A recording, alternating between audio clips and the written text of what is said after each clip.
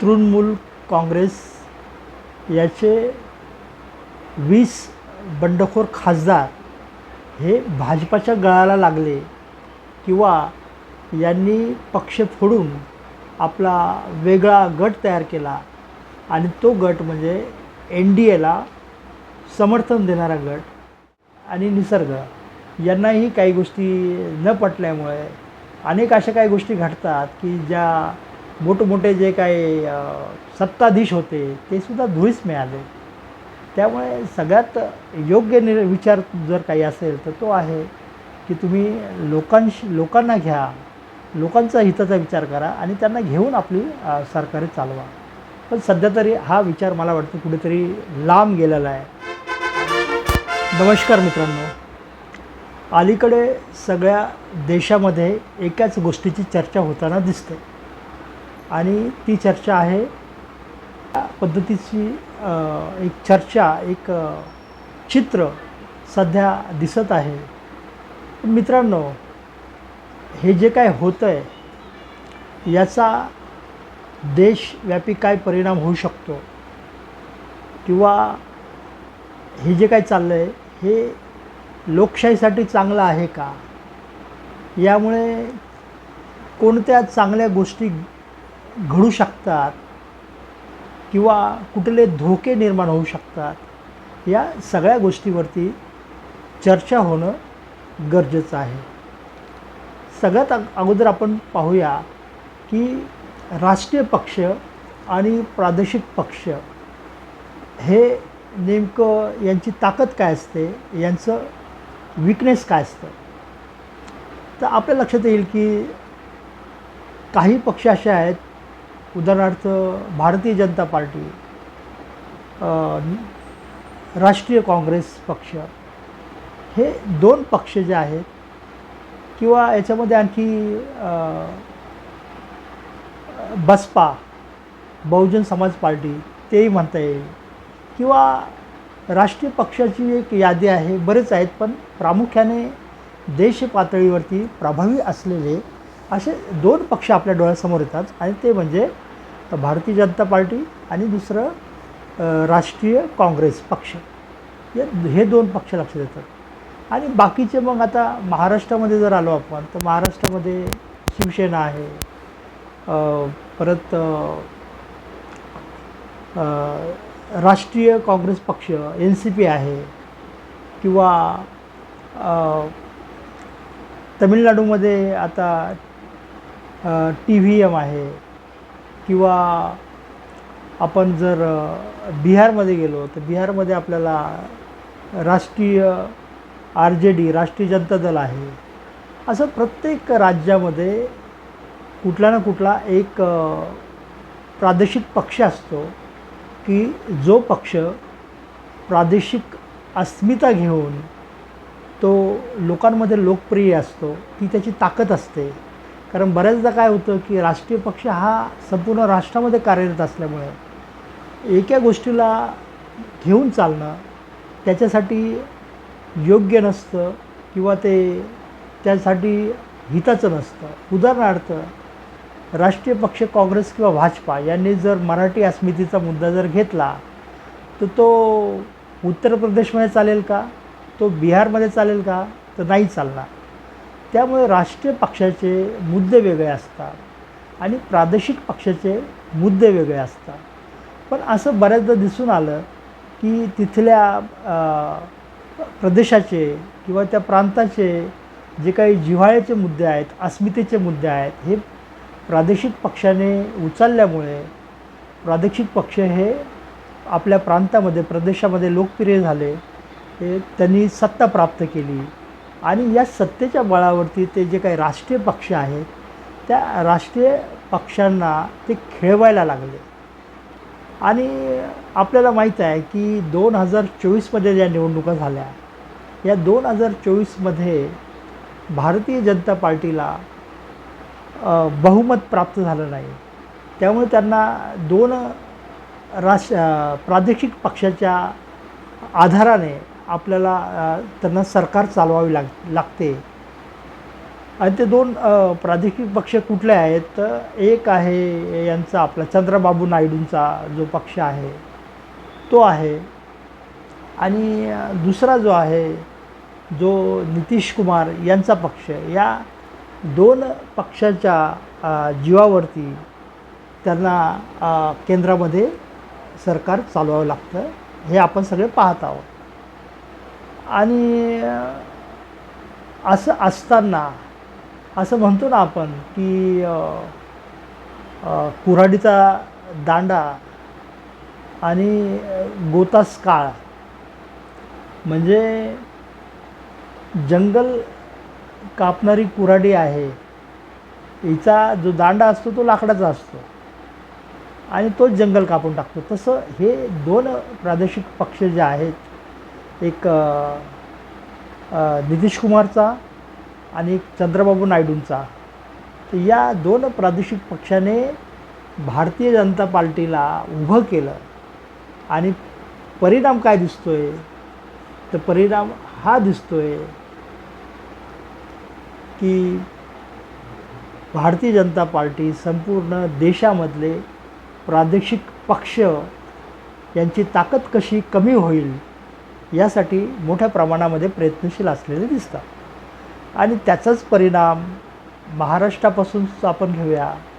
महाराष्ट्रामध्ये त्यांनी एका शिवसेनेचे 2 शिवसेना केले आणि एकनाथ शिंदे यांना वाटायचं की आता माझ्याशिवाय केंद्रामध्ये सत्ता चालवणं कठीण जाईल. पण आता तेच गणित त्यांनी पश्चिम बंगालमध्ये मांडलं आणि पश्चिम बंगालमध्ये तृणमूल काँग्रेस जे आहे, TMC जे आहे, ती त्यांच्यामध्ये उभी फूट पाडून त्यांनी 20 खासदार आपल्याकडे वळवले आहेत. याच्या अगोदर त्यांनी आपचे 10 खासदार आपल्याकडे वळवलं. म्हणजे बघा, त्यांनी आता BJPने अशा पद्धतीने राजकारण चालवलेलं आहे की काही वर्षानंतर त्यांना बाबू नायडू आणि नितीश कुमार या दोघांचीही गरज पडणार नाही. आणि मग लोक म्हणायचे की अगोदर चंद्रबाबू नायडूने आणि नितीश कुमार यांनी पाठिंबा काढून घेतला तरी सरकार पडेल. पण त्यांनी पाठिंबा काढून घेतला नाही, त्याचं कारणं अनेक असतील.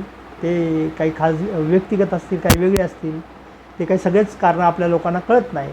पण त्यांनी पाठिंबा काढून घेतला नाही एवढं आपल्याला कळतं. पण आता पुढचा जो भाग आहे, पुढच्या भागामध्ये त्यांनी पाठिंबा काढून घेतला काय आणि नाही घेतला काय परिणाम भारतीय जनता पार्टीवर होणार नाही. एक परिणाम त्याचा असा होऊ शकतो की यांची जी बार्गेनिंग पॉवर आहे, म्हणजे एकनाथ शिंदेची म्हणा किंवा नितीश कुमार म्हणा किंवा चंद्रबाबू नायडू म्हणा, या सगळ्यांची जी काय बार्गेनिंग पॉवर आहे ती पूर्णपणे नष्ट होईल. याचं कारण त्यांनी ते सोबत आहेत किंवा ते सोबत नसले तरी भारतीय जनता पार्टीवरती काही परिणाम होणार नाही. उलट भारतीय जनता पार्टी त्यांना म्हणू शकतो की आम्ही तुम्हाला आमच्यासोबत ठेवतो आहे, हे आमचे तुमच्यावरती उपकार आहेत. अशा पद्धतीने आता वेगळ्या भूमिकेमध्ये भारतीय जनता पार्टी येऊ शकते. आता थोडीशी ताकद आपण समजून घेऊया की तेलुगू देशम पक्ष, चंद्रबाबू नायडूंचा जो पक्ष आहे, त्याचे 16 खासदार आहेत आणि नितीश कुमार जनता दल युनायटेड JDU याचे जवळजवळ 26 खासदार आहेत. परिणामी दोघांचे मिळून जर आपण पाहिलं तर आता 42 त्यांचे खासदार आहेत. आणि हा 42चा जो आकडा आहे हा जवळजवळ आप आणि TMC तृणमूल काँग्रेस यांचे खासदार फोडल्यानंतर हा पूर्ण होऊ शकतो. आणि भारतीय जनता पार्टी हे स्वतः एकट्याच्या जीवावरती ते पूर्ण बहुमतामध्ये येतील. आणि त्यावेळेस मात्र हे जे काही प्रादेशिक पक्ष आहे, या कुठल्याही प्रादेशिक पक्षाला म्हणावी तशी किंमत राहणार नाही, म्हणावं तसं महत्त्व राहणार नाही.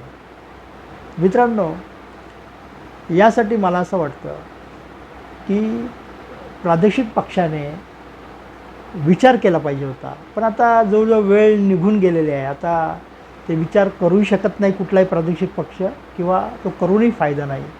कारण भारतीय जनता पार्टीने स्वतःची जी मुळं आहेत ती खूप खोलवरती पांगवलेली आहेत, आणि त्यामुळे काँग्रेससारखा बालड्य पक्ष हा देखील हतबल झाला आहे. आणि राहुल गांधींनी जे काही मत मांडलं की आता निवडणुकीच्या माध्यमातून भारतीय जनता पार्टीला, BJPला हरवणं सोपं नाही, किंवा जवळजवळ अशक्य झालेलं आहे. याचं कारण सांगताना त्यांनी सांगितलेलं आहे की ज्या काय संस्था आहेत, शासकीय संस्था आहेत, म्हणजे संविधानिक संस्था आहेत, या संविधानिक संस्थांवरती भारतीय जनता पक्षाच्या किंवा त्यांची जी मातृ संघटना आहे RSS यांची पकड खूप मोठ्या प्रमाणामध्ये वाढलेली आहे. अगदी निवडणूक आयोग, न्यायालय, आणखी बऱ्याच ज्या काही संस्था आहेत की ज्याचं असे जसं CBI आहे, ED आहे, CID आहे, सगळीकडेच या पक्षातील विचारधारेला मानणाऱ्या लोकांचं एक मोठं जाळं त्याने तयार केल्यामुळे साहजिकच कसंही करून भारतीय जनता पार्टीचं सरकार या देशामध्ये कसं राहील अशा पद्धतीचं वातावरण किंवा निर्णय सगळीकडे होत असताना दिसतं आहे. आणि त्यामुळे राहुल गांधींनी चिंता व्यक्त केली, अनेक विचारवंत चिंता व्यक्त करीत आहेत. पण हा एक चक्रव्यूह आहे, आणि हा चक्रव्यूह तोडणं सध्या विरोधी पक्षाला कठीण जात आहे. पण विरोधी पक्ष त्यातल्या त्यात नाउमेद झालेला नाही आहे, कारण त्यांच्याकडे राहुल गांधीसारखा माणूस आहे की जो कितीही संकट आली तरी तो माणूस डगमगत नाही, तो कशाला घाबरत नाही आणि हरतही नाही. आणि त्यामुळे राहुल गांधी असल्यामुळे त्यांना एक विरोधी पक्षाला एक मोठा आधार आहे, आणि या परिस्थितीतून ते बाहेर पडतील अशा पद्धतीचा एक आशावाद जो आहे तो त्यांच्या बोलण्यातून दिसतो आहे. आणि म्हणून आता याच्यावरती विरोधी पक्षामध्येही मोठ्या प्रमाणामध्ये जे मंथन होतं आहे त्यातून काही गोष्टी बाहेर आलेल्या आहेत. त्यातली एक गोष्ट म्हणजे जे प्रादेशिक पक्ष आहेत, जे काँग्रेसमधून बाहेर आलेले होते किंवा जे छोटे मोठे पक्ष आहेत, तर ह्या सगळ्या पक्षांनी काँग्रेसमध्ये स्वतःचं विलिनीकरण केलं पाहिजे. आता त्याच्यामुळे फायदा काय होईल तर उदाहरणार्थ आता समजा TMC जे आहे, तृणमूल काँग्रेस आहे, त्याचे 28 खासदार आहेत, आणि त्यातले 20 खासदार जर वेगळीकडे गेले, स्वतःचा गट बनवला, तर त्यांना मान्यता मिळू शकते, कारण ते 2/3 28पैकी 20 आले तर 2/3 होऊन जातं. पण जर ते काँग्रेसमध्ये विलीन झाले तर काँग्रेसचे 99 पहिलेच खासदार आहेत, आणि हे काही 20 खासदार, म्हणजे जवळजवळ त्यांना 2/3 गट निर्माण करायला शक्य होणार नाही, आणि त्यामुळे ते फुटू शकणार नाही, आणि जर ते फुटले तर ते अपात्र ठरतील. तसंच मला वाटतं राष्ट्रवादी काँग्रेस जे आहे शरद पवारांची, तेही विलीन होऊ शकतात. आणि आता याची शिवसेनेची आयडिओलॉजी वेगळी असल्यामुळे, उद्धव ठाकरे उभाटा शिवसेनेची आयडिओलॉजी वेगळी असल्यामुळे ते काँग्रेसमध्ये विलीन होऊ शकणार नाही. पण इतरही ठिकाणी जे छोटे मोठे पक्ष आहेत की ज्यांचे खासदार आहेत, ज्यांचे आमदार आहेत, अशांनी जर काँग्रेसमध्ये आपलं स्वतःचा पक्ष विलीन केला तर त्यांना एक वेगळ्या प्रकारचं संरक्षण मिळू शकतं, आणि ही एक स्ट्रॅटेजी म्हणून डेव्हलप होऊ शकते. दुसरी गोष्ट अशी आहे की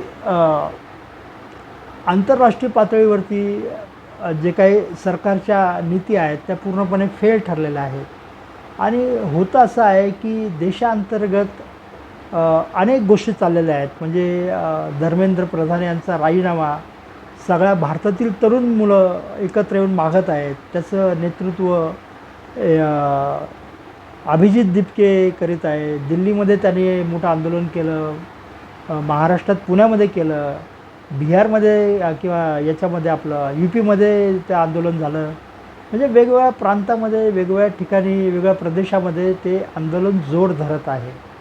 तर ही जी काय असंतोषता आहे, जो असंतोष आहे लोकांच्या मनामध्ये, युवकांच्या मनामध्ये, ते BJPला अडचणीचं ठरू शकतं. म्हणजे तुम्ही लक्षात घ्या की बघा, आपण म्हणतो की भारतीय जनता पार्टीने सगळ्या ठिकाणी पकड घेतलेली आहे.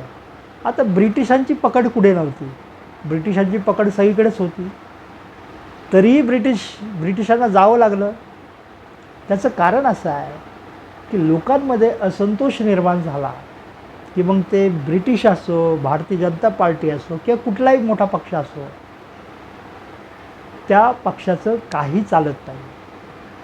कारण हा जो असंतोष आहे हा नियंत्रणात राहायला पाहिजे असं जर वाटत असेल तर भारतीय जनता पार्टीने थोडीशी आपली जी धोरणं आहेत ती कुठेतरी सॉफ्ट करायची गरज आहे. म्हणजे हे जे फोडाफोडीचं राजकारण आहे हे थांबलं पाहिजे. कुठेतरी आपली इमेज जी आहे ती लोकहिताची आणि प्रामाणिक पक्षाची इमेज आपली निर्माण करणं भारतीय जनता पार्टीला जमलं नाही आहे. आणि त्यामुळे लोकांमध्ये भारतीय जनता पक्ष किंवा एकूणच त्यांचं जे सरकार आहे त्या विरोधात एक असंतोष आणि एक मनामध्ये राग निर्माण झालेला लोकांच्या मनामध्ये दिसतो. आणि तो वेगवेगळ्या प्रसंगी समाज माध्यमातून लोक व्यक्त करताना दिसत आहेत. जगामध्ये ती स्थिती आहे, भारतामध्येच ती स्थिती आहे. आता महागाई, बेरोजगारी हे मुद्दे सगळे गुळगुळीत झालेले आहेत आणि लोकांना ती सवय झालेली आहे. त्यामुळे त्या मुद्द्याबद्दल बोलण्यात काही अर्थ नाही. पण नीटचा जो मुद्दा आहे किंवा जगामधून, वेगवेगळ्या देशामधून आपल्या भारतीयांना जी वागणूक मिळत आहे तर ती वागणूक अपमानास्पद वागणूक मिळते बऱ्याच ठिकाणी. आणि अशा वेळेस भारतीय लोकांना दुःख होतं आणि त्यातून एक असंतोष निर्माण होतो. हे आपल्याला नाकारता येणार नाही. मित्रांनो, काही केलं तर जसं एक प्रामाणिक पक्ष त्याची जी इमेज असते त्या पक्षाला जास्त काही करावं लागत नाही. लोक त्यांना निवडून देतात, लोक त्यांचं सरकार चालवतात आणि लोकांनी लोकांसाठी चालवलेलं सरकार ही जी काय लोकशाहीची व्याख्या आहे ही इथे योग्य ठरते.